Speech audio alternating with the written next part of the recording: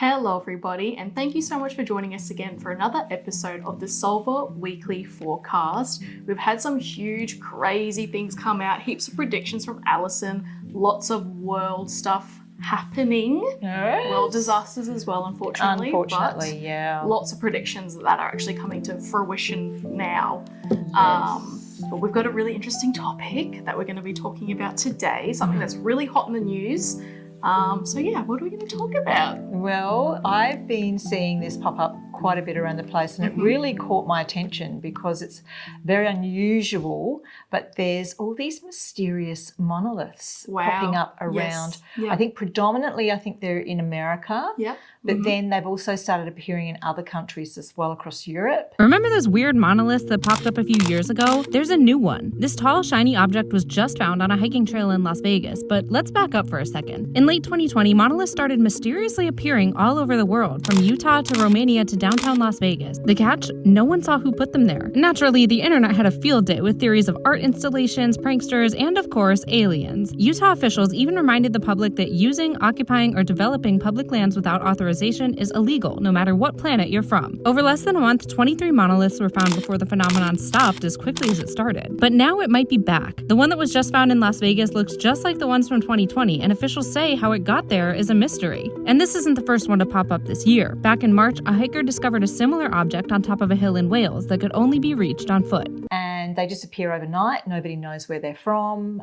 There's no record of them. Someone suggested that it was local welders putting them together, but I don't think so. They're seamless. They're metallic in nature. Yeah.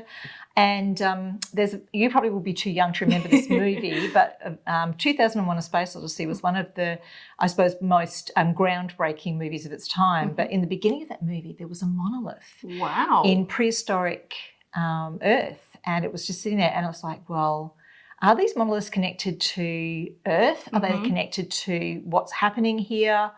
Are they being placed here for a purpose? And if so, by whom? Yeah. And I think today what I want to really know from the cards is it terrestrial or extraterrestrial in origin?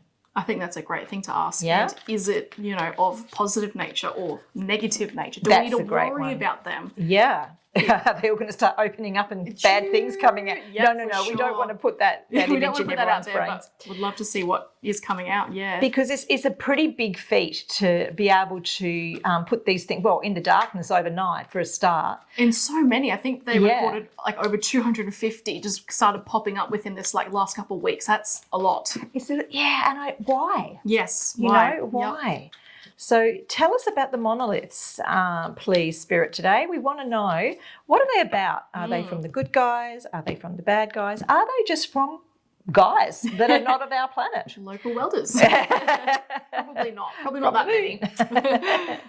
So interesting. The bottom card has come up as the Ten of Wands, which is burdens and responsibilities, but basically speaking, like too many burdens, like back-breaking things. So perhaps they are here to, I'm going to go with the positive side of this, help us throughout this tumultuous time on our planet. As we know, the solar flares and the magnetic field, electromagnetic fires and things that have been going on. We've had so many catastrophic things that haven't appeared on the mainstream news. I don't know if anyone knows about the massive floods in South China, taking out villages. That's just like the last couple of days. There's been so much going on. So if you really want to know what's happening, don't follow the mainstream news. Get onto social media news, because you will start to see what's really going on. So if that is the case, and the world is unfortunately in turmoil right now, maybe it's something to help with the stability of that.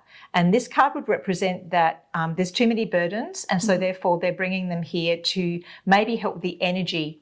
A little bit like Stonehenge, the Great Pyramids. They were all sort of placed, there's multiple pyramids throughout China, by the way, that have been hidden for centuries.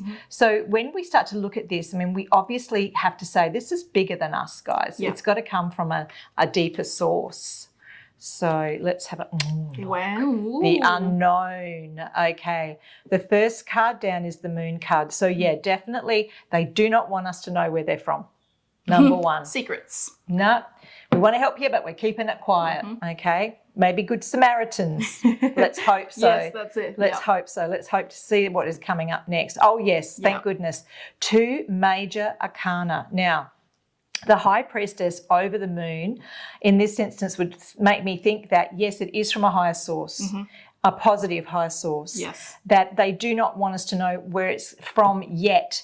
But perhaps this is part of the massive escalation towards actually knowing the truth about our history and who else is sharing the planet with us, etc. And disclosure, which should have happened a long time ago, you know. This is all very positive so far, you guys. So the 9 of Pentacles over this is indicating individually we need to make a change. Now, this is sort of interesting because I think when things are mysterious, everybody has an opinion. Of course, yeah. And so you're going to form that opinion as an individual, right? Absolutely. You're not going to run with the masses or, you know, go with what they think is actually happening. Of course, there's going to be a lot of speculation. Yeah. But when things are kept quiet or unknown, we all form our own opinions. And that's the actual goal of this. Wow, that's really cool. To make us more independently thinking. So that's really interesting, isn't it? Particularly with what we're going through at the moment. For sure, I agree. Oh, gosh, look. Yep. So the past card, which is the Devil card, yet another major arcana. We are looking here at important stuff when we get this many major arcanas appearing in a reading. It's something that is energetically quite high and very powerful.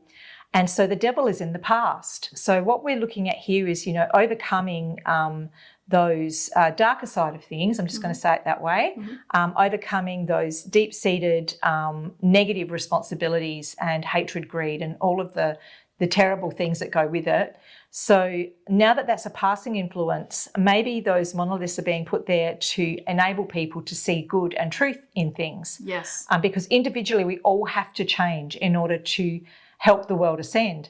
If everybody is like, if there's like 5% of us over here trying to make a difference, you know. That's a lot for the 5%. Yeah, it's tipping the boat, you know, in the other direction. Yeah. So we need everybody to really start looking at this. And it is going to cause some worry, which is very interesting. So people are starting to come up going, oh, where are they from? Why are they still there? Conspiracies, what are they for I mean, clearly there must be government officials knowing about this stuff. Otherwise, they just take them down or remove them, right? Yep. In fact, I think I did see a story where one of them was removed, but it was back there the next day. Oh, well, there you go. You can get rid of it, but they'll put them straight back. Which is hilarious when you think about it. So 9 of Swords is nagging worries. Like, where is it from? What's it going to do to us? Oh, my God. You know. We are very curious by nature. So, we are. And this may be too old for you yet again, Court, because, you know, I'm an old girl. But Orson Welles actually did a radio show back in the 1930s, I think it was, and it was called War of the Worlds. Oh, that's cool. And he read H.G. Wells' story, and it actually caused so much panic because people thought they were actually being invaded. Yeah. And the people were just running in the streets screaming, you know, and it caused a lot of problems. Yeah. So maybe if they leave it too long before they announce who these people are that are behind this, we could have the same issues here. For sure. People could be running and screaming in the streets. Yeah. All right. Oh, gosh. No, people. Oh, gosh. Yeah. Yes, so it could swing either way with this. And I hate to say it, but is there a higher source going, well, we're just checking out this planet to see whether they're ready to receive any sort of higher information? Because if we have enough losing it over a few monoliths that we've left around the place, then perhaps they're not ready yet. So it may even be a gauge of sorts to see how many people are going to respond to it. Or, you know, like most people these days, they just walk on by. You know, that's not happening. That's so true. Cognitive dissonance, they call it. If it's not in my realm of reality, it's not happening. It's not there. Yeah.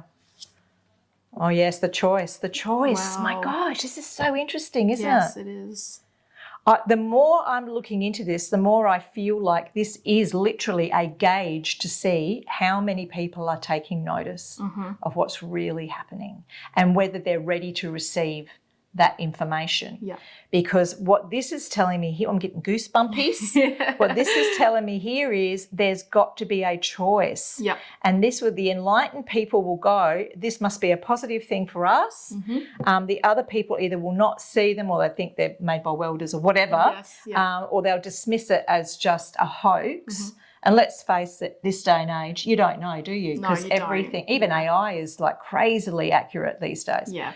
So when we're looking at this from a general sense, it's like, okay, so we're going to have a look at the people that are taking notice and what they're doing about it and the ones that are not. Oh. Okay.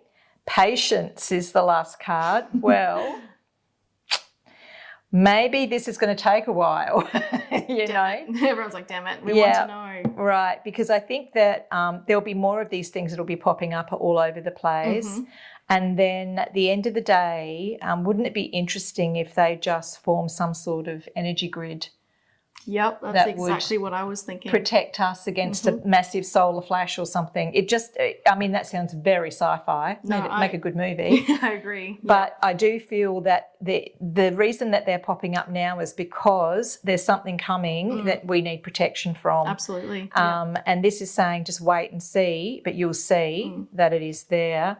And yes, and then we will all be able to move forward. Wow.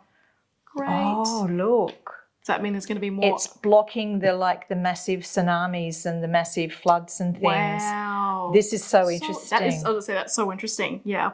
So they could even control weather patterns. They could be put in place or to block things that are controlling weather patterns that we've spoken about before. Or disasters, really. Yeah. I don't know if we can call them natural anymore. No. Yeah. I actually saw one of those in the sky this morning and I thought, not again. Oh, my gosh. Oh, no. It's not as if we don't get enough rain here. Yep.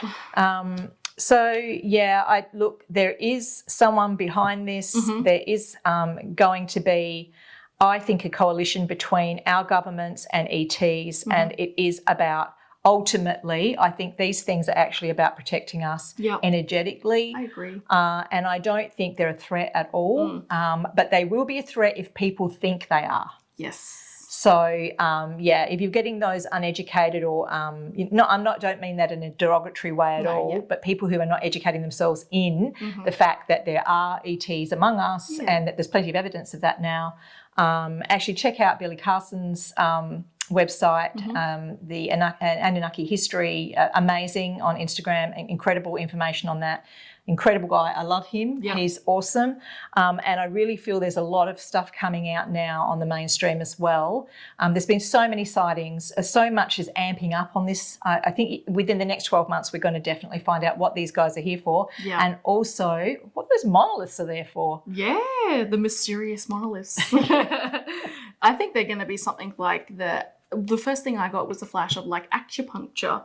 It's like acupuncturing the earth for its points, and just like you were saying with the pyramids and stuff like that, they're placed in very specific parts of the world and probably places that need a lot of energy. 100%. Flow. I think, and if we took our divining rods out there, Courtney, I agree. Yep. We could do this. We could.